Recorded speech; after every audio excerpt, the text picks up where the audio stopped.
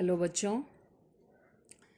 कल हमने दैनिक जीवन में रसायन पाठ शुरू किया था, जो कि आपके सेकंड बुक की लास्ट यूनिट है।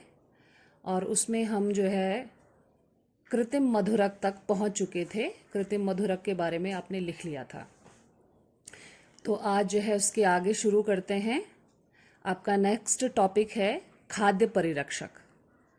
क्या होते हैं खाद्य परिरक्षक? पहले मैं सामान्य भाषा में बताऊंगी कि खाद्य का मतलब होता है खाने वाले पदार्थ, और परिरक्षक का मतलब होता है जो उनकी रक्षा करते हैं, ऐसे पदार्थ जो आपके खाद्य पदार्थों की रक्षा करते हैं। तो आप पहले तो डेफिनेशन लिख लीजिए। वे रासायनिक पदार्थ जो सूक्ष्म जीवों की वृद्धि के कारण खाद्य पदार्थों को नष्ट होने से रोकते हैं, खाद्य परिरक्षक कहलाते हैं। यानी खाद्य परिरक्षक वे रासायनिक पदार्थ होते हैं जो आपके खाने को खराब होने से बचाते हैं। बच्चों, आपने देखा होगा मार्केट से आप लोग लेके आते हैं जैम, मुरब्बा, अचार, और वो सालों साल ठीक कंडीशन में रहता है। तो नॉर्मली वो ऐसे नहीं रह सकता है, लेकिन उसको लंबे समय तक अच्छी अवस्था में रखने के लिए उसमें कुछ प्रिजर्वेटिव्स डाले जाते हैं, कुछ परिरक्षक डाले जाते हैं। वही आपके खाद्य परिरक्षक कहलाते हैं। कॉमनली जो यूज़ होने वाले खाद्य परिरक्षक हैं, उदाहरण आप लिखेंगे सोडियम बेंजोएट, विद फार्मूला लिखेंगे इसको। सोडियम बेंजोएट का फार्मूला होता है C6H5COONA। सोडियम मेटाबाइसल्फाइड Na2S2O5, और सॉर्बिक अम्ल, एपॉक्साइड्स, ये कुछ और एग्जाम्पल्स हैं जो खाद्य परिरक्षक के रूप में प्रयोग किए जाते हैं। और जनरली घर पे भी आपका जो ऑयल होता है, तेल जो होता है, आपने देखा होगा कि वो भी अचार में डाला जाता है अचार को बचाने के लिए। कॉमन साल्ट, नमक जो होता है, शुगर सॉल्यूशन जो होता है, ये भी दैनिक जीवन में प्रयोग होने वाले खाद्य परिरक्षक हैं। तो खाद्य परिरक्षक के बारे में आप अपनी कॉपी में विद एग्जाम्पल्स नोट करें। इसके बाद जो आपके पास टॉपिक है वो है आपका खाद्य रंजक। आपने मार्केट में देखा होगा बहुत सारी कैंडीज़ होती हैं, टॉफ़ीज़ होती हैं, या आप जलेबी आपने देखी होगी। जलेबी में दुकानदार जो हैं वो कलर डालते हैं उसको थोड़ा आकर्षक बनाने के लिए। तो खाद्य रंजक की भी एक काफ़ी अच्छी वैल्यू है। क्या होते हैं खाद्य रंजक? आप पहले तो ये लिखेंगे, खाद्य रंजक मूल रूप से रंजक होते हैं। रंजक का मतलब होता है जो कलर देते हैं, रंग जो देते हैं। तो खाद्य रंजक मूल रूप से रंजक होते हैं जो खाद्य पदार्थों को रंगने के लिए प्रयोग में लाए जाते हैं, ताकि खाद्य पदार्थ दिखने में आकर्षक लग सके। और ये खाद्य रंजक जो हैं स्वास्थ्य के लिए हानिकारक भी होते हैं, क्योंकि आर्टिफिशियल कलर हैं। तो थोड़ा बहुत इनका थोड़ा ही प्रयोग करना चाहिए, और ज़्यादा मात्रा में प्रयोग जो है इनका हानिकारक हो सकता है। लेकिन क्योंकि ह्यूमन मेंटालिटी होती है आकर्षक चीज़ों की, और वो ज़्यादा आकर्षक चीज़ों से ज़्यादा प्रभावित होता है और ख़रीदता है, इसलिए जो है खाद्य रंजक प्रयोग में लाए जाते हैं। ऐसे स्वाद बढ़ाने में इनका कोई भी योगदान नहीं होता है, ये सिर्फ आकर्षक दिखाने के लिए प्रयोग किए जाते हैं। अब इसमें कुछ नेचुरल आपके जो हैं खाद्य रंजक भी हैं, जैसे कैरोटीन। आपने देखा होगा कि गाजर में जो ऑरेंज, लाइट ऑरेंज कलर होता है वो कैरोटीन की वजह से होता है। सैफरॉन, जिसको हम केसर कहते हैं, ये भी प्राकृतिक रंजक के रूप में प्रयोग होता है। मिठाइयों में अक्सर इसका प्रयोग किया जाता है। और टेट्राजीन जो है ये कृत्रिम खाद्य रंजक है। तो ये एग्जाम्पल्स आप लोग नोट कर लेंगे। इसके आगे हम लोग चलते हैं साबुन तथा संश्लेषित अपमार्जक। साबुन क्या होते हैं पहले इसके बारे में हम लोग पढ़ेंगे। तो बच्चों, साबुन जो है उच्च वसीय अम्लों जैसे पामिटिक अम्ल, स्टीयरिक अम्ल और ओलिक अम्ल जो है उनके धात्विक लवण होते हैं, उच्च वसीय अम्लों के धात्विक लवण।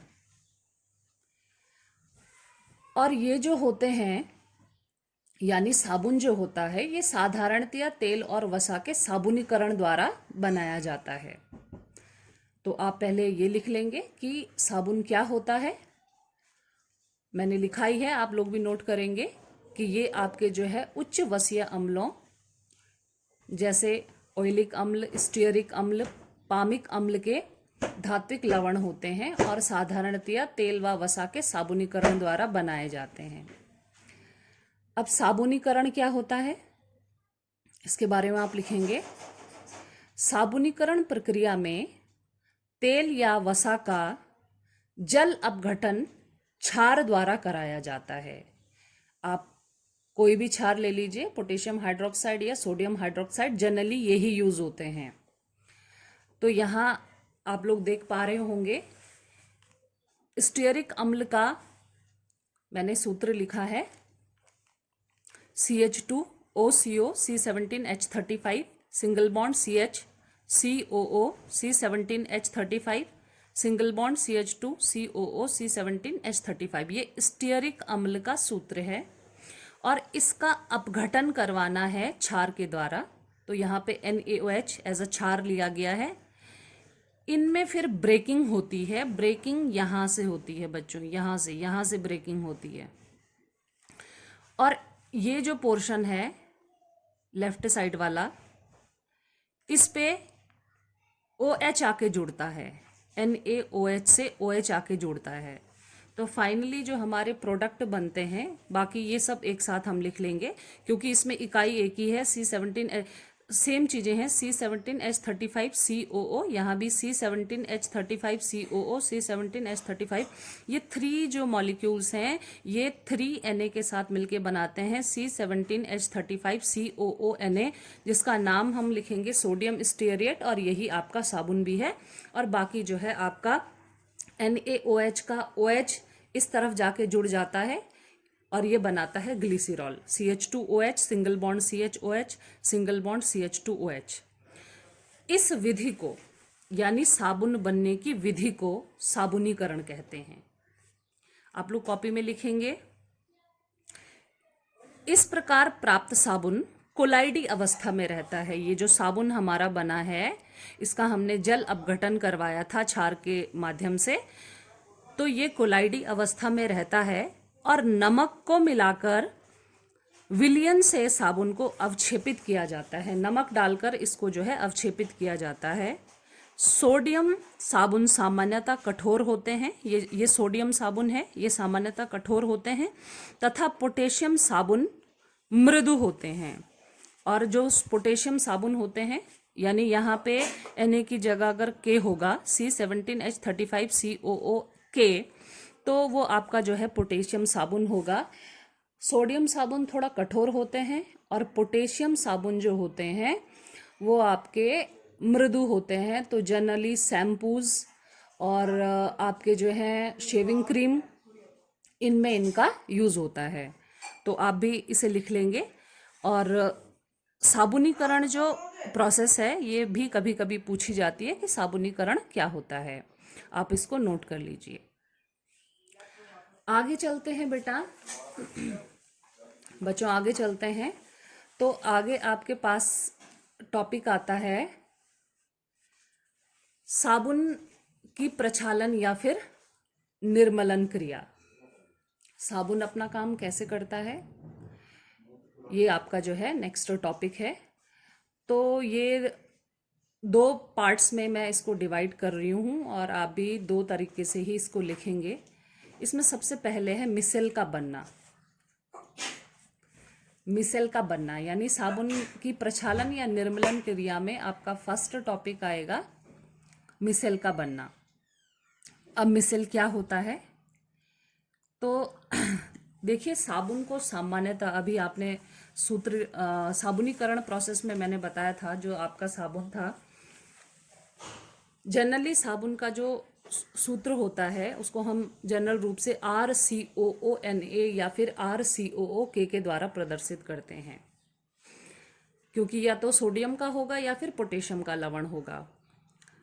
तो यहाँ पे R जो है, यहाँ लिखा है मैंने, सामान्यतः साबुन को RCOONA के द्वारा प्रदर्शित किया जाता है। R जो है एक लंबी श्रृंखला युक्त एल्काइल समूह को प्रदर्शित करता है। R यहाँ पे RCOONA जो है, यहाँ पे R जो है एक लंबी श्रृंखला युक्त एल्काइल समूह है। पानी में आयनित होकर साबुन जो है, ये जो आपका RCONA है, ये RCOO माइनस तथा Na+ में आयनित हो जाता है। अब Na पॉजिटिव यानी सोडियम धनायन अलग हो गया और RCOO माइनस जो है ये अलग हो गया। अब RCOO माइनस जो है ये भी फिर दो भागों में बंटता है, यानी इसके भी बंटता नहीं है लेकिन इसके भी दो भाग होते हैं। एक तरफ आपका R जो कि एक हाइड्रोकार्बन की श्रृंखला है, तथा दूसरा जो है ध्रुवीय समूह होता है COO माइनस, यानी RCOO जो है ये इसके दो भाग होते हैं। ये R वाला भाग अलग जो कि एक हाइड्रोकार्बन की श्रृंखला है, और COO माइनस जो है ये आपका एक ध्रुवीय समूह है। तो बेटा ये जो R होता है इसे हम पूंछ कहते हैं, और COO माइनस जो है ये सिर का कार्य करता है, लंबी पूंछ होती है ये। आप लिखेंगे हाइड्रोकार्बन समूह R जो है ये जल विरोधी होता है, यानी R जो है, R क्या होता है, जल विरोधी होता है। इसको जल के प्रति कोई भी आकर्षण नहीं होता है, लेकिन इसका जो है तेल, वसा और गंदगी हम कहेंगे इसके प्रति आकर्षण होता है। हाइड्रोकार्बन समूह R जल विरोधी होता है, अर्थात जल को प्रतिकर्षित करता है, जबकि दूसरा जो मैंने कहा था सिर COO माइनस जो समूह है जो कि सिर की भांति कार्य कर रहा है, एक जल स्नेही समूह होता है। इसलिए RCOO माइनस अपने आप को इस प्रकार व्यवस्थित कर देता है कि COO माइनस समूह जल में डूबा रहता है तथा R समूह जल से दूर रहता है। बच्चों में अभी मैंने आपको बताया कि RCOO जो आपका समूह है इसमें से R जो होता है, R ये जल विरोधी होता है, जल विरोधी, और ये आपका जो है जल स्नेही होता है, जल स्नेही होता है। तो जो जल विरोधी है वो तो जल से दूर रहेगा, और जो जल स्नेही है वो जल में जाएगा, यानी जल में डूब जाएगा। जैसे कि आप साबुन जो है पानी के साथ जो है, जैसे ही आप साबुन और पानी को एक साथ लेते हैं तो ये जो है पानी को पकड़ लेता है और ये जो है उससे दूर रहता है। तो अब क्योंकि ये तो नेगेटिवली चार्ज्ड है, तो बहुत सारे जो इसके ग्रुप्स होंगे वो अपने आप को दूर रखने की कोशिश करते हैं, क्योंकि ये नेगेटिव जो है बहुत सारे आपके जो COO माइनस हैं वो अपने आप को जो है दूर रखने की कोशिश करते हैं। लेकिन R हाइड्रोकार्बन है और R पे कोई भी चार्ज नहीं है, तो ये आपस में आके जो है मिल जाते हैं। विभिन्न RCOO माइनस आयनों के COO माइनस समूह एक दूसरे से दूर रहने की कोशिश करते हैं, क्योंकि इन पर समान आवेश होता है, जबकि समूह R जो कि हाइड्रोकार्बन समूह है एक दूसरे के पास पहुंचकर गुच्छा बना लेते हैं। इसके परिणाम स्वरूप एक मिसेल का निर्माण होता है। तो ये देखा आपने, ये जो है ये COO माइनस है, ये यहाँ पे जो है ये ऐसे अलग अलग ये अपने आप को दूर रखने की कोशिश करते हैं, क्योंकि समान आवेश है और समान आवेश जो है एक दूसरे को प्रतिकर्षित करेगा। और ये जो आपको दिख रही है पूंछ, ये आपका हाइड्रोकार्बन समूह है, ये आपस में, क्योंकि इस पे कोई भी आवेश नहीं है, ये आपस में आके जो है गुच्छा बना लेता है। ये गुच्छा जो होता है, यही सब जो होता है, इसी को हम कहते हैं मिसेल का निर्माण।